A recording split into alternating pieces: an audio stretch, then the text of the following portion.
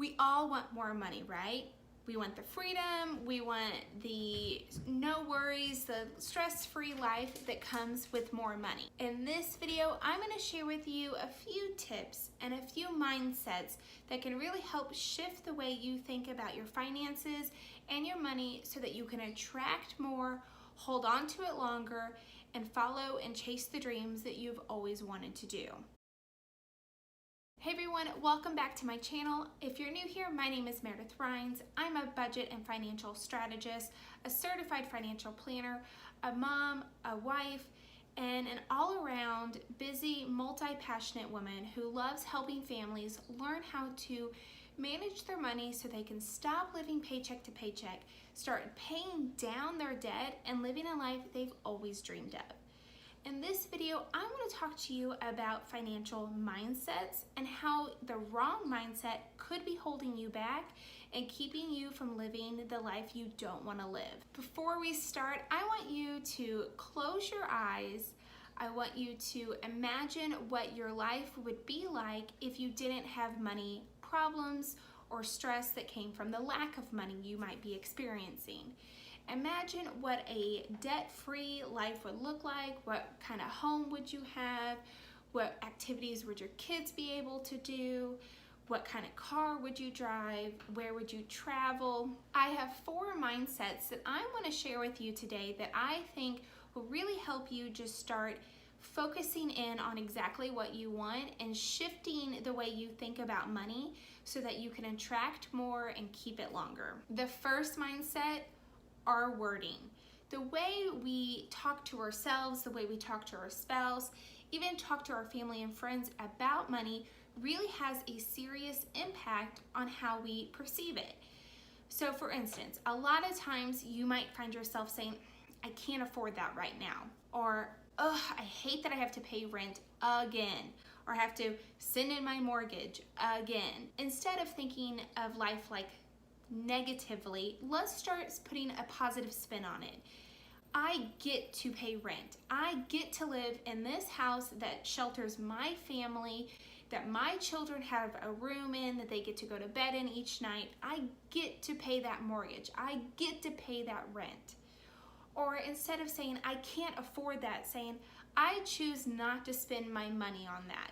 I choose to spend my money so that I could eventually become debt-free. I choose to save my money so that I can afford a vacation next summer with my kids.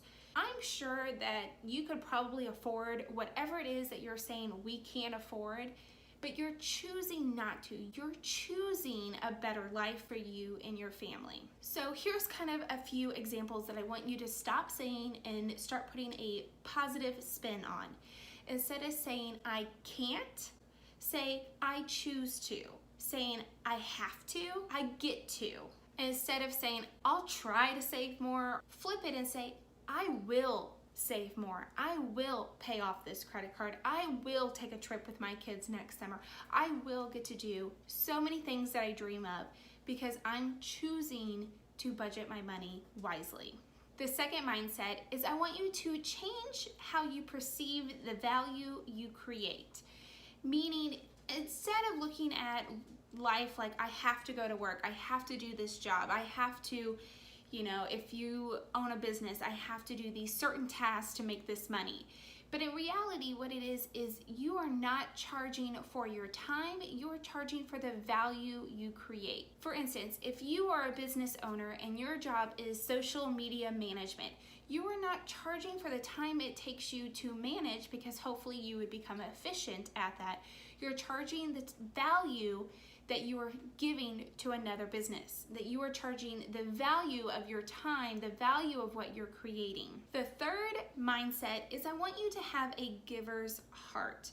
What this means is a lot of us always focus on what is affecting us right now in this moment, how our lack of money is making us mad or frustrated, how the small house that we live in is cramped and tight and we can't find storage for everything that we have.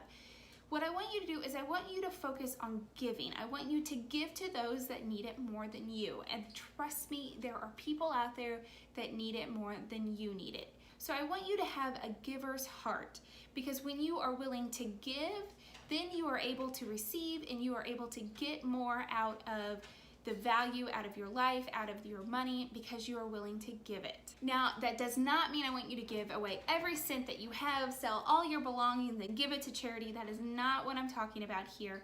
But what I mean is, for instance, giving your children the gift of college, giving your children the gift of a debt-free college experience. So saving your money today so that your children in the next 5, 10, 15 years could go away to college without having to be burdened by the student loans that maybe you were burdened with. Another way to look at this is learning how to budget your money and start saving for retirement. This works really well if you've ever had to watch a friend, or maybe you and yourself are in this position right now where you're caring for your aging parents.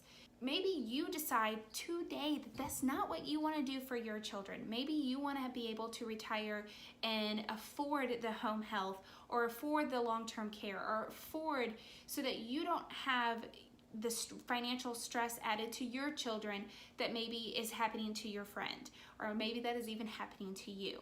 So it's not necessarily giving everything that you have right now today, but it's about thinking in the long term. What can you do today so that in the future you can give a financial peace, you can give peace of mind to those that you love. The fourth financial mindset that I want you to start shifting, I want you to take ownership of your financial journey. It is so easy to say, well, I'm in this predicament because I don't make enough money, or I'm in this predicament because I went through a divorce, or my life is like this because I have 3 kids and my husband got laid off. But really what I want you to do is I want you to take ownership of your financial journey. I don't want you to pass blame, or I don't want you to assume that it is someone else's responsibility to get you to where you want to go. It is only your job, your responsibility to start focusing on exactly what it's going to take for you to reach your goals. If you feel like you're not enough, then I want you to start deciding what it is that's going to make you feel value. What are you needing to do? Is that to find a new career? Maybe it's to go back to school. Maybe it's to just reorganize your house so that you stop feeling less chaotic when you step in the door. Maybe you feel like you are tired of living paycheck to paycheck. You're tired of always having a new bill come each month that you can't afford. Well, do something about it. Make a budget. Start saving your money and start really tracking your spending so that you can save more on each month. You really need to take ownership of your financial journey so that you and only you can make the changes that you need to make to reach your goals. Because I can't help you reach your goals. I can give you advice, I can give you tips, your mom can give you tips, your husband can help you, your family can be your motivation, but only you can actually take the steps needed to reach your new goals. One of the tools that I have used to really help me is I've used my budget success checklist, and I will link that in the cards and down below for you. But it's just a 9-step guide to really help you look at your money and your expenses and setting the right budget for your family. So if you are tired of living paycheck to paycheck, this is a great tool to just help you take ownership of your budget. I want to know what's one financial mindset, just one, that you are going to work on this week. Leave a comment down below. I really am going to cheer for you and help you as much as I can. So let me know what you're going to work on this week. It could be just shifting the way you talk about money in front of your kids so that you don't pass on any negative to them. Maybe it's how you perceive what you are charging for your work. Whatever it is, let me know in the comments so that I can help cheer you on and help keep you focused. Don't forget to grab that budget success checklist, and I really hope you found value in this video. If you did, I encourage you to hit the thumbs up, and if you know someone that is maybe struggling with how they perceive money and are pretty negative towards it, share this video with them. I hope it has helped you as it has helped me and our family kind of come to terms with the way we see our money. And I will be back next week with a new video, so make sure you subscribe.